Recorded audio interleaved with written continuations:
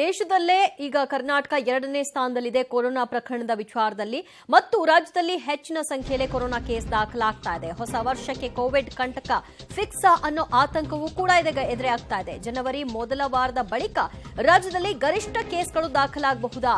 IISc ತಜ್ಞರು ಮತ್ತು ತಾಂತ್ರಿಕ ಸಮಿತಿ ತಜ್ಞರು ಹೇಳ್ತಾ ಇರೋ ಪ್ರಕಾರವಾಗಿ ಮುಂದಿನ ದಿನಗಳಲ್ಲಿ ಹೆಚ್ಚಿನ ಸಂಖ್ಯೆಯಲ್ಲಿ ಕೇಸ್ ದಾಖಲಾಗಬಹುದು. ಕೇರಳದಲ್ಲಿ ಕೇಸ್ ಏರಿಕೆ ಕಂಡ 2-3 ವಾರಗಳ ನಂತರ ರಾಜ್ಯದಲ್ಲಿ ಕೇಸ್ಗಳು ಏರಿಕೆ ಆಗ್ತಾ ಇದೆ. ಹೀಗಾಗಿ ಜನವರಿ ಮೊದಲ ವಾರದಲ್ಲಿ ಇನ್ನಷ್ಟು ಕೇಸ್ಗಳು ದಾಖಲಾಗಬಹುದು. ನಂತರ ಫೆಬ್ರವರಿ ತಿಂಗಳಿನಲ್ಲಿ ಇಳಿಕೆ ಆಗುವಂತಹ ಸಾಧ್ಯತೆಯ ಬಗ್ಗೆ ತಜ್ಞರು ಈಗ ಅಭಿಪ್ರಾಯವನ್ನು ಹೊರಹಾಕ್ತಾ ಇದ್ದಾರೆ.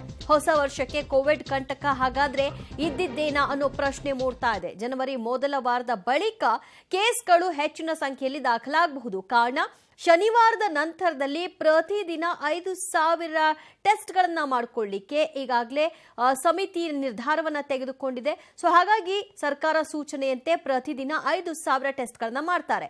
ಟೆಸ್ಟ್ಗಳನ್ನ ಹೆಚ್ಚಳ ಮಾಡಿಕೊಂಡಂತಹ ಸಂದರ್ಭದಲ್ಲಿ ಪಾಸಿಟಿವ್ ಕೇಸ್ಗಳು ಪತ್ತೆಯಾಗುವಂತಹ ಲಕ್ಷಣಗಳಿರುತ್ತೆ. ಸೊ ಆ ಕಾರಣಕ್ಕೆ ಜನವರಿ ಮೊದಲ ವಾರದ ಬಳಿಕವಾಗಿ ರಾಜ್ಯದಲ್ಲಿ ಕೇಸ್ಗಳ ಸಂಖ್ಯೆ ಗರಿಷ್ಠ ಮಟ್ಟದಲ್ಲಿ ಏರಿಕೆ ಕಾಣಬಹುದು.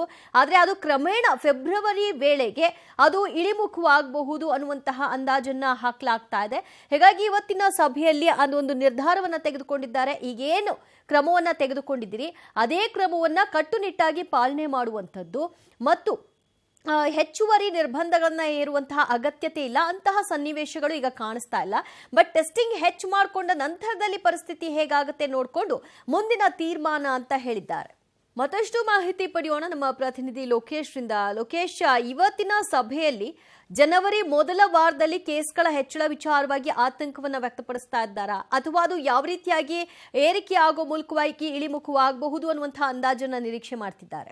ದಿವ್ಯಾ, ಇವತ್ತಿನ ಸಭೆಯಲ್ಲಿ ಮುಂದಿನ ದಿನಗಳಲ್ಲಿ ಕೇಸ್ ಏರಿಕೆ ಬಗ್ಗೆನೂ ಕೂಡ ತಜ್ಞರು ಪ್ರಸ್ತಾಪವನ್ನು ಮಾಡಿದ್ದಾರೆ. ಆದರೆ ಸದ್ಯಕ್ಕೆ ಈಗ ಯಾವುದೇ ರೀತಿಯ ಆತಂಕ ಇಲ್ಲ. ಕೇಸ್ಗಳ ಸಂಖ್ಯೆನೂ ಕೂಡ ಏರಿಕೆ ಆಗಿಲ್ಲ, ಇರೋದ್ರಲ್ಲಿ ತಟಸ್ಥವಾಗಿದೆ, ಕಂಟ್ರೋಲ್ನಲ್ಲಿದೆ. ಈಗ ಜಾರಿ ಮಾಡಿರುವಂಥ ನಿಯಮವನ್ನೇ ಕರೆಕ್ಟಾಗಿ ಪಾಲನೆ ಮಾಡೋಣ. ಒಂದು ವೇಳೆ ಏನಾದರೂ ಇನ್ನೊಂದು ವಾರ ಅಥವಾ 2 ವಾರ ಬಿಟ್ಟಿರೋದ್ರೂ ಕೇಸ್ಗಳು ಏರಿಕೆ ಆದರೆ ಆಗ ಮತ್ತೊಂದು ಸಭೆಯನ್ನು ಮಾಡಿ ತೆಗೆದುಕೊಳ್ಬೇಕಾದಂಥ ಮುನ್ನೆಚ್ಚರಿಕಾ ಕ್ರಮಗಳನ್ನು ತೆಗೆದುಕೊಳ್ಳೋಣ ಅಂತ ಹೇಳಿದ್ದಾರೆ. ಆದರೆ ಸದ್ಯಕ್ಕೆ ಈಗ ಇರ್ತಕ್ಕಂಥ ನಿಯಮಗಳು ಏನಿದೆ, 5,000 ಟೆಸ್ಟ್ ಮಾಡುವಂಥದ್ದು, ಜೊತೆಗೆ ಗುಂಪು ಕೂಡಿರ್ತಕ್ಕಂಥ ಪ್ರದೇಶಗಳಲ್ಲಿ ಮಾಸ್ಕ್ ಹಾಕುವಂಥದ್ದು, 60 ವರ್ಷ ಮೇಲ್ಪಟ್ಟವರಿಗೆ ಮಾಸ್ಕ್ ಹಾಕುವಂಥದ್ದು, ಈ ನಿಯಮಗಳೇ ಜಾರಿಯಲ್ಲಿರಲಿ. ಇದನ್ನು ಹೊರತುಪಡಿಸಿ ಬೇರೆ ಯಾವುದೇ ರೀತಿಯ ಕಠಿಣ ನಿರ್ಬಂಧ ಆಗಲಿ ಯಾವುದೇ ರೀತಿ ಇರುವುದಿಲ್ಲ. ಮತ್ತು ಹೊಸ ವರ್ಷ ಇರ್ಬೋದು, ಕ್ರಿಸ್ಮಸ್ ಇರ್ಬೋದು, ಆ ಒಂದು ಕಾರ್ಯಕ್ರಮಗಳಿಗೆ, ಹಬ್ಬ ಹರಿದಿನಗಳಿಗೆ ಯಾವುದೇ ರೀತಿಯಂಥ ರಿಸ್ಟ್ರಿಕ್ಷನ್ ಇರೋದಿಲ್ಲ ಅಂತಲೂ ಕೂಡ ಹೇಳಿದ್ದಾರೆ ತಜ್ಞರು.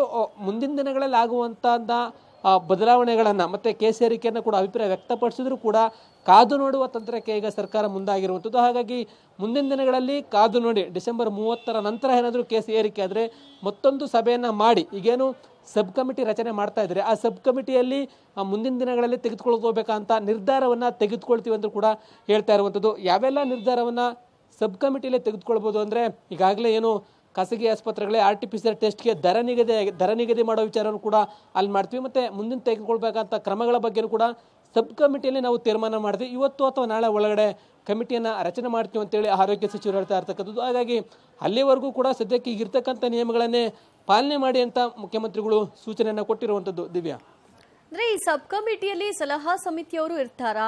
ಅವರ ಒಂದು ಕರ್ತವ್ಯ ಏನಾಗಿರುತ್ತೆ ಲೋಕೇಶ್?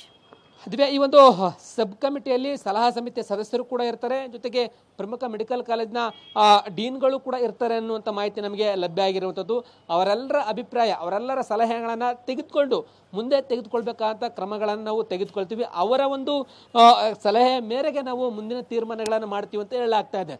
ಸಲಹಾ ಸಮಿತಿಯ ಸದಸ್ಯರು ಕೂಡ ಈ ಒಂದು ಸಬ್ ಕಮಿಟಿಯಲ್ಲಿ ಇರ್ತಾರೆ ಅನ್ನುವಂಥ ಮಾಹಿತಿಯನ್ನು ಸ್ವತಃ ಆರೋಗ್ಯ ಸಚಿವರು ಹೇಳಿದ್ದಾರೆ.